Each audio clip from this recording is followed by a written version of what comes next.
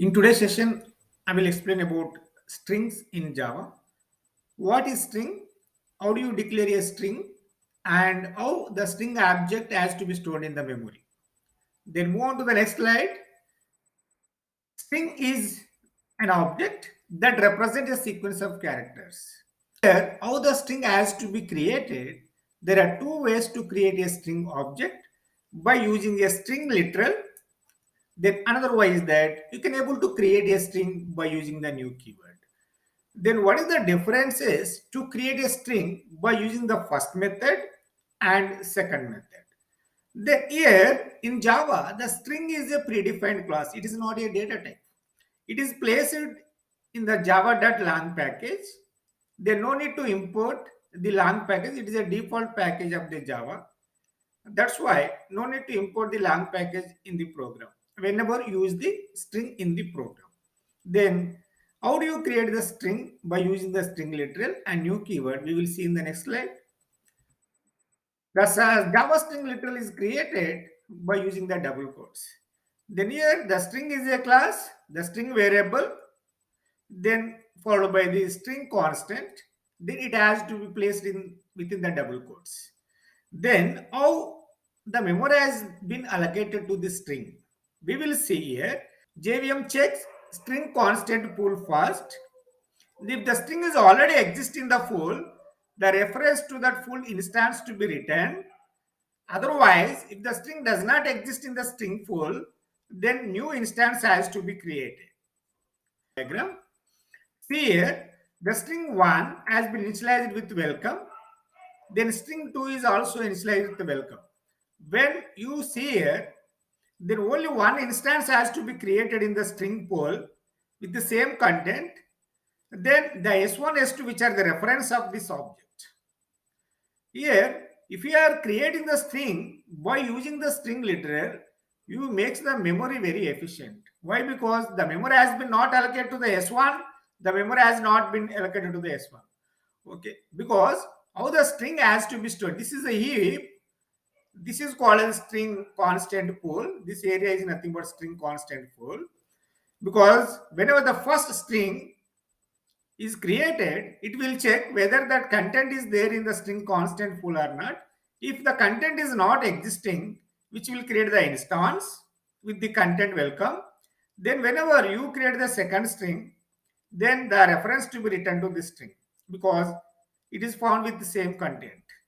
Okay, no new instance has to be created to the S2. Got it clear? Then that is the advantage of the string literal. Then you, whenever you use the string literal, that memory makes efficient. Whenever you create the string by using the new keyword, what it does by the JVM.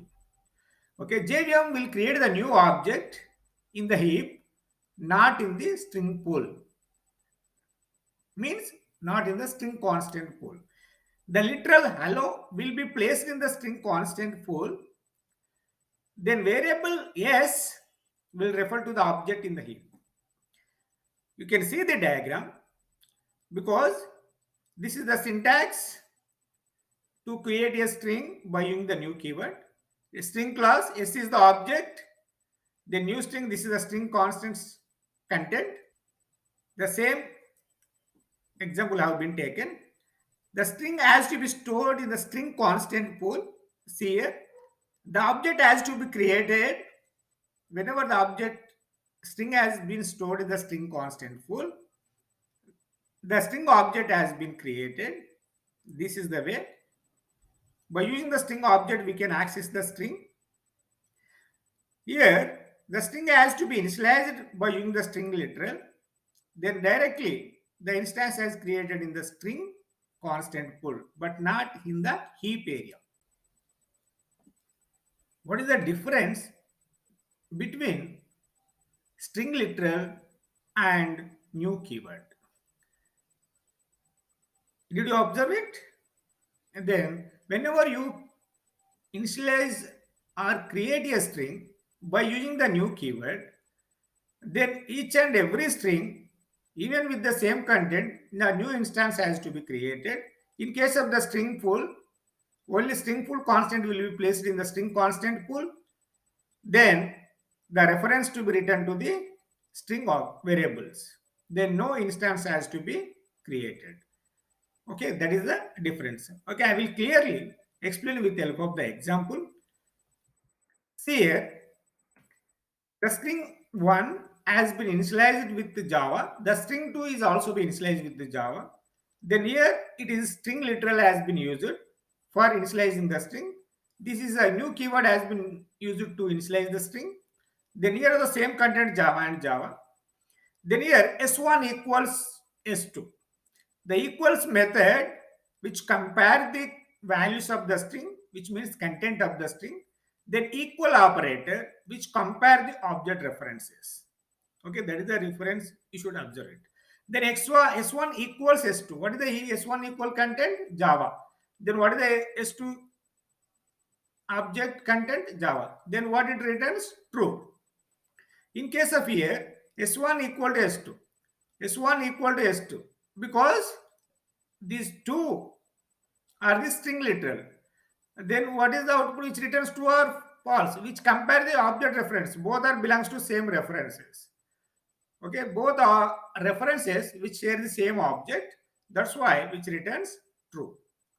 In case of S3 equals S4, equals method which returns, which compare the string content. That's why S4, S3 and S4 having the same content.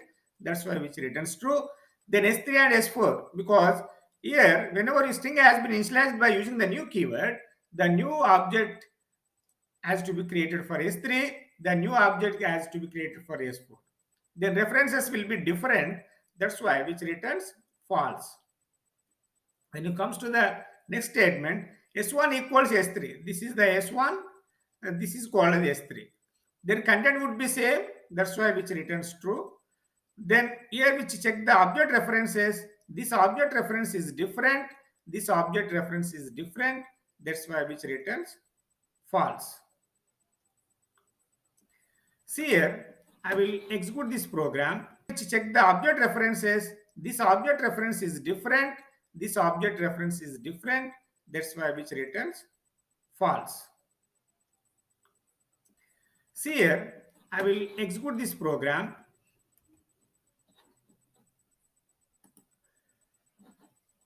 This is a program has been written.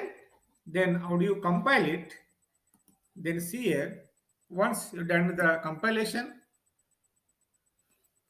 there are no more errors. I will go for the execution.